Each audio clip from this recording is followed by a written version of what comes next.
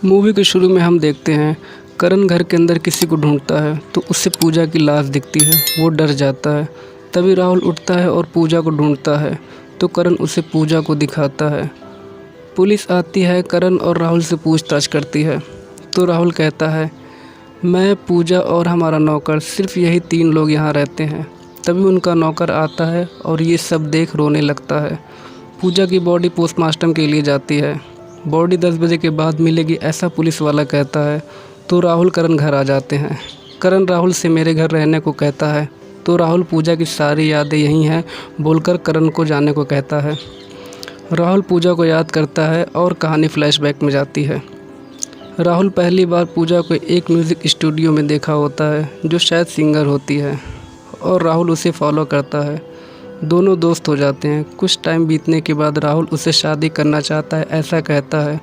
पूजा भी मान जाती है। दोनों शादी कर लेते हैं। शादी के पहली रात पूजा राहुल को अपने पास्ट के बारे में बताती है कि राहुल, मेरा एक अतीत है, मैं किसी से प्यार करती थी। तो राहुल कहता है, करती थी ना, करती नहीं न हो, अब तुम सिर्फ मेरी हो। और दोनों बड़े प्यार से साथ साथ रहने लगते हैं। पूजा का बर्थडे होता है तो दोनों बर्थडे सेलिब्रेट करने बाहर जाते हैं। तभी गाड़ी का एक्सीडेंट हो जाता है और राहुल की आंखों की रोशनी चली जाती है। कहानी वापस आती है। राहुल करण पूजा की डेड बॉडी लेने जाते हैं पर वहां पुलिस पहले ही बहुत परेशान थी। तो राहुल के पूछने पर पुलिस इंस्पेक्टर खान कहता है, पोस्टमार्टम करने के पहले ही पूजा की डेड बॉडी गायब हो गई। राहुल गुस्सा करता है और कहता है, मुझे पहले ही लगा था कि पूजा का मर्डर किया गया है। इंस्पेक्टर को भी अब यकीन हो जाता है कि कातिल को लगा होगा पोस्टमार्टम से सब पता चल जाएगा, इसलिए उसने पूजा की बॉडी हटा दी। नेक्स्ट सीन में इंस्पेक्टर खान राहुल से पूछताछ करता है कि पूजा का शादी से पहले कोई दोस्ती वगैरह थी। तो राहुल कहता है, थी पर मैं नहीं जानता। पूजा एक बार बताई थी, उसके पापा बताते, पर वो अब इस दुनिया में नहीं है। खान करण के पास जाता है और कहता है, आप राहुल को कैसे जानते हैं? तो करण कहता है, मैं यूरोप में काम कर रहा था। राहुल उसी कंपनी में बिजनेस किया करता था। हमारी मुलाकात वहीं हुई। राहुल मुझे यहाँ बुला लिया और अब हम दोनों मिलकर साथ बिजनेस करते हैं। और खान कहता है, शादी से पहले पूजा का किसी से अफेयर था? तो करण कहता है, मैं पूजा को पहले देखा ही नहीं था तो मैं कैसे बताऊँगा। इंस्पेक्टर चला जाता है। करण शराब पीता है और कहानी फ्लैशबैक में जाती है। यहाँ हम देखते हैं करण पूजा एक रेस्टोरेंट में बातें कर रहे हैं। तभी पूजा से एक आदमी टकरा जाता है और करण उसके हाथों में चाकू पे चाकू मारता है और गुस्से में कहता है, तू मेरी पूजा से कैसे टकरा सकता है। पूजा घर आती है तो उसके पापा देख लेते हैं और पूजा पर गुस्सा करते हैं। तो करण उन्हें समझाता है, वो नहीं मानते। तो करण अपना हाथ शीशे पर मार देता है और कहता है, सर, आपकी बेटी से शादी करने वाले हज़ारों मिलेंगे लेकिन मेरे जैसा प्यार करने वाला एक भी नहीं मिलेगा। दौलत बहाने वाले बहुत सारे मिलेंगे लेकिन इस तरह खून बहाने वाला एक भी नहीं मिलेगा। करण खुद से बातें करता है। तब उसे एहसास होता है और ख़ुद को बनाने वो यूरोप चला जाता है। करण वापस आता है, पूजा से मिलने जाता है तो वॉचमैन कहता है, सर, पूजा मैम की तो 1 साल पहले शादी हो गई और उनके पिताजी एक्सपायर कर गए। ये सब सुनकर करण बहुत तकलीफ़ में हो जाता है। नेक्स्ट सीन में दिखाता है करण राहुल से अपनी बातें बताता है। तभी राहुल अपनी बीवी से उसे मिलाता है और पूजा कहकर उसे बुलाता है। करण उसे देखता ही रह जाता है और कहानी वापस आती है। करण पूजा की ज्वेलरी अपने घर देखकर परेशान हो जाता है और अपने वकील से कहता है तो उसका वकील वो ज्वेलरी राहुल के घर वापस छोड़ाओ ऐसा कहता है। अगले दिन सुबह पुलिस का कॉल आता है करण पर कि राहुल हॉस्पिटल है, तुम आओ। तब राहुल कहता है, करण, कल कोई मेरे ऊपर हमला किया, मैं किसी तरह खुद को बाथरूम में बंद कर लिया। तब करण पुलिस पर गुस्सा करता है और कहता है, पहले हॉस्पिटल से लाश गायब हो गई और अब राहुल पर हमला। तब पुलिस राहुल के घर जांच करने जाती है। इंस्पेक्टर राहुल के पास आता है और कहता है, पता चल गया किसने आप पर हमला किया। तो इंस्पेक्टर करण को कहता है और उसे अरेस्ट कर लेता है। तभी हॉस्पिटल में एक आदमी पैथोलॉजी लैब ढूंढ रहा होता है तो वो राहुल से पूछता है। तो राहुल कहता है, वो रहा पैथोलॉजी लैब। मतलब फ्रेंड्स, राहुल अंधा नहीं है। आखिर ये ऐसा क्यों कर रहा है, आगे देखते हैं। करण को अदालत जमानत पर छोड़ देती है और रोज़ शाम पुलिस थाने में हाज़िरी देने को कहती है। करण राहुल बातें करते हैं। करण कहता है, आखिर पूजा ने खुदकुशी की तो क्यों की, और अगर उसका खून हुआ तो किसने किया। राहुल कहता है, इसी सवाल का तो जवाब मैं भी ढूंढ रहा हूँ। और दोनों एक दूसरे से वादा करते हैं कि पूजा के कातिल को ज़रूर ढूंढेंगे। करण को शक होता है कि राहुल अंधा नहीं है, बस वो नाटक कर रहा है। तो उसने कुछ गुंडों से राहुल को मारने के लिए कहा। राहुल सुबह बीच पर टहल रहा होता है कि उसे वहीं कुछ गुंडे मारते हैं। करण सब देखता है, पर राहुल किसी तरह उन सबको सबक सिखाता है और वो गुंडे भाग जाते हैं। करण पुलिस स्टेशन जाता है तो खान कहता है, मैं तुम्हारे घर ही आ रहा था, तुम आज लेट कैसे हुए। तो करण कहता है, मैं मंदिर गया था। तो खान उसके जूते पर रेत लगी थी। रेत देखकर पूछता है, मंदिर में रेत कैसे। तो करण कहता है, इंस्पेक्टर साहब, आप सिर्फ मेरे ऊपर शक करते रहिए। आपको शायद नहीं पता कि राहुल अंधा नहीं है, वो नाटक कर रहा है। उसने ही पूजा का खून किया है और मुझे फंसा रहा है। प्लीज़ आप मेरा यकीन करिए। ये बोलकर खान को राहुल के घर ले जाता है और कहता है, मैं इन गमलों को नीचे कर देता हूँ। अगर राहुल इन गमलों से बचकर पार हो गया तो समझ लीजिए कि राहुल अंधा नहीं है। पर राहुल तो ये सब कुछ पहले ही देख रहा होता है और गमलों से टकरा जाता है और अपने नौकर पर गुस्सा करता है और सारा गमला खान की तरफ फेंकता है। खान करण को गुस्से में डांट कर चला जाता है।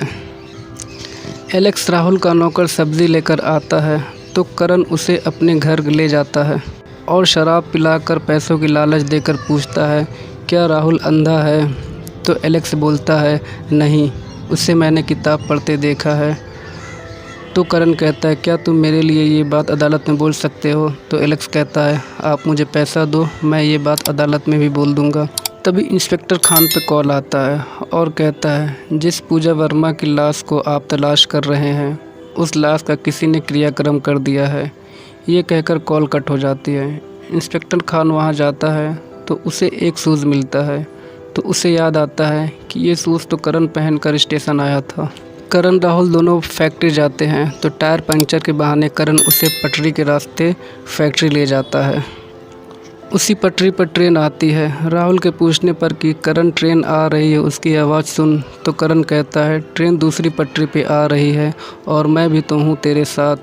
जब ट्रेन और करीब आ जाती है तो करण हट जाता है। राहुल हटने वाला ही होता है कि सामने एक लड़के को देख राहुल उसे बचाने के लिए दौड़ता है और करण कहता है, मुझे पहले से ही शक था कि तू अंधा नहीं है। अपनी बीवी का मर्डर करके तू मुझे फंसा रहा है। और दोनों में फ़ाइट होने लगती है। करण राहुल को गन पॉइंट पर रखकर उसे घर लाता है और कहता है, पूजा का खून तूने किया। पुलिस की आंखों में धूल झोंक कर मुझे फंसा रहा है। ऐसा क्यों कर रहा है राहुल। तो राहुल कहता है, इसका ज़िम्मेदार तू खुद है। याद कर, जब हम सिंगापुर जा रहे थे तो तुझे अचानक पेट दर्द हुई और मैंने तुझे घर जाने को कहा। असल में मैं उस दिन सिंगापुर बिजनेस के लिए नहीं जा रहा था। मेरी एक डॉक्टर से बात हुई थी कि मेरी आंखों की रोशनी वो फिर वापस ला सकता है। वहाँ जाने के बाद मेरी आंखें ठीक हो गई। मैं देखने लगा। मैं सबसे पहले तुझे देखना चाहता था। फिर मैं खुशी खुशी घर आया तो देखा तुम और पूजा। फिर मैं अंधा होने का नाटक करने लगा। करण कहता है, हम दोनों को साथ देखा तो पूजा को मार दिया, कोई बात नहीं। और करण उसका वॉइस रिकॉर्डिंग करने लगता है और कहता है, तू बोल कि मैंने पूजा का खून किया। पूजा का कातिल मैं हूँ। जो भी सज़ा मिलनी चाहिए मुझे मिलनी चाहिए और किसी को नहीं। राहुल सारी बातें बोलता है। करण खुश होकर उसे थैंक्स बोलता है। तब राहुल कहता है, थैंक्स बोलने से पहले चेक तो कर ले। और जब करण चेक करता है तो जो करण बोला होता है सिर्फ वही रिकॉर्डिंग हुई होती है। राहुल की आवाज़ की जगह गाना बजता है। करण गुस्सा करता है और बोलता है, ये कैसे हुआ। तो राहुल कहता है, तेरे हाथ में गन है तो मेरे हाथ में उसका रिमोट कंट्रोल। करण राहुल को शूट करना चाहता है कि इंस्पेक्टर खान आ जाता है। करण को पकड़ लेता है। करण कहता है, सर ये अंधा नहीं है, पूजा का खून इसी ने किया है, मुझे फंसा रहा है। राहुल कहता है, इंस्पेक्टर साहब ये मुझे मारना चाहता है। अगर आप मेरा यकीन नहीं करते तो मैंने इसका कन्फेशन बड़ी मुश्किल से रिकॉर्ड किया है, आप चाहें तो सुन सकते हैं। इंस्पेक्टर करण को लेकर चला जाता है। नेक्स्ट सीन में दिखाता है राहुल का वकील करण से पूछता है, आप पूजा से पहले प्यार करते थे कि नहीं? तो करण कहता है, मैं पूजा से बहुत प्यार करता था, पर मैंने पूजा का खून नहीं किया। तब करण का वकील गंगादीन को बुलाता है और कहता है, तुम्हारे लड़के की जान किसने बचाई? तो वो राहुल को बताता है। फिर राहुल को कटघरे में बुलाया जाता है। राहुल गिरते पड़ते कटघरे तक पहुंचता है और कहता है, मुझे नहीं पता कि मेरे दोस्त के मन में क्या चल रहा था कि मुझे पटरी के रास्ते ले जा रहा था। मेरे पूछने पर कि ट्रेन आ रही है तो कहा ट्रेन दूसरी पटरी पे आ रही है, और जब ट्रेन आई तो उसने मुझे ट्रेन के आगे धक्का दे दिया। मैं बच्चे से टकराया और बच्चे को लेकर दूर जा गिरा, इसलिए बच्चे के बाप को लगा कि मैंने उसके बच्चे की जान बचाई, मगर सच तो ये है योर ऑनर कि उस बच्चे ने मेरी जान बचाई। हम दोनों की जान ऊपर वाले ने बचाई। करण गुस्से में उसे बोलता है और ख़ुद को बेकसूर कहता है। करण का वकील राहुल के नौकर एलेक्स को बुलाता है और कहता है, तुमने राहुल को किताब पढ़ते देखा है? तो एलेक्स हाँ कहता है, मगर उनके अंधे होने से पहले, और कहता है, योर ऑनर, ये करण साहब मुझे शराब पिलाकर मुझे 5 लाख रुपए देने की लालच दे रहे थे और कह रहे थे अदालत में तुम्हें राहुल अंधा नहीं है ऐसा कहना होगा। योर ऑनर, इसी ने हमारे पूजा मैडम का खून किया है, आप इसे फांसी दे दीजिए।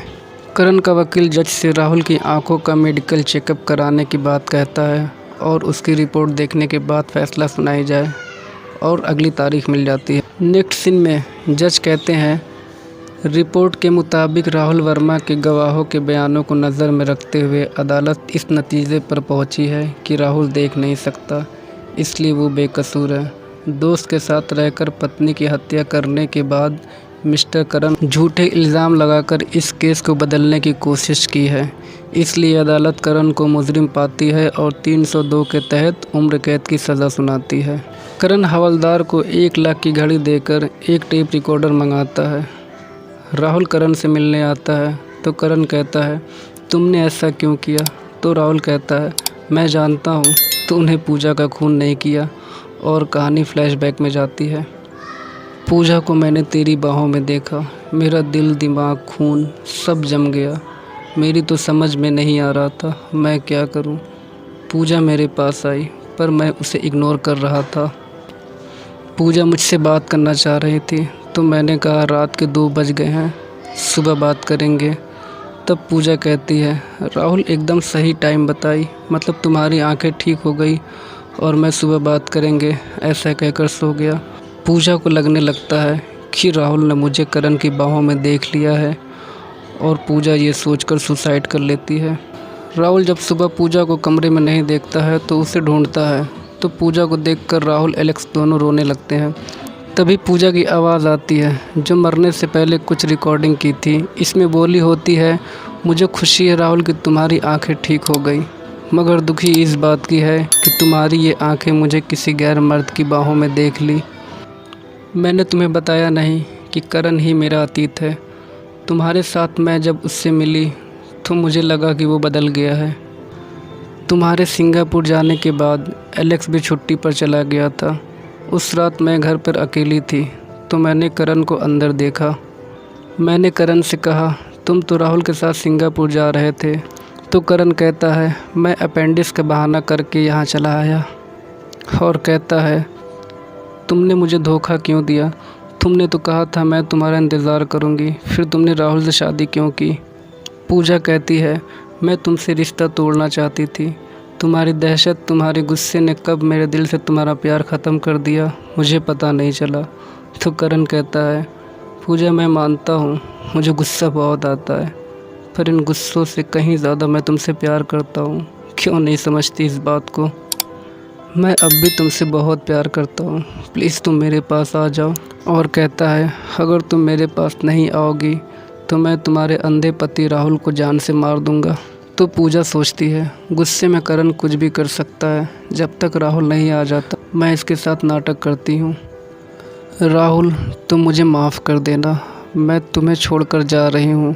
मैं खुश हूँ कि तुम्हारी आंखें ठीक हो गई, मगर तुम्हारी इन्हीं आँखों ने मुझे करण की बाहों में देख लिया। मैं मजबूर थी, गलत नहीं।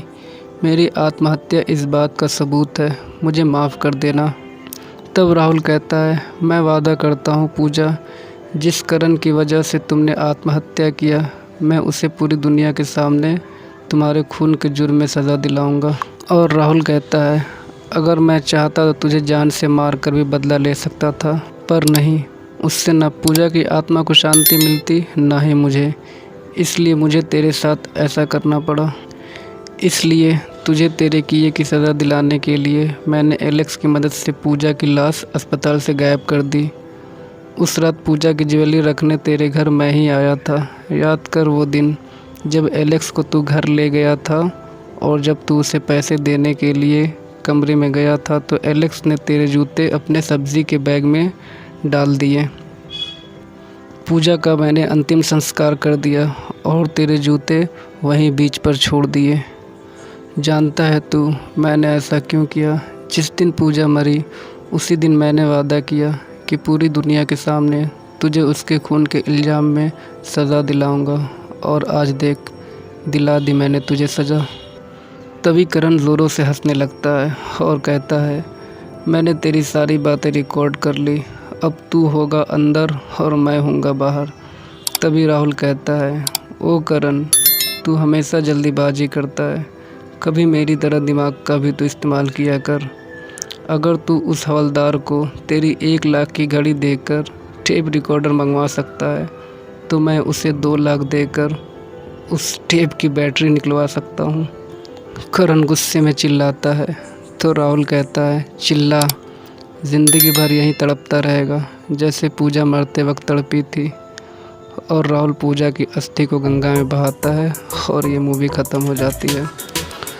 सो फ्रेंड्स, कैसा लगा आपको ये वीडियो हमें कमेंट करके बताएं, और अभी तक आपने मेरे चैनल को सब्सक्राइब नहीं किया है तो प्लीज़ मेरे चैनल को सब्सक्राइब कर लें और बेल और नोटिफिकेशन सेट करें, और प्लीज़ यार लाइक करना ना भूलें। Thank you friends.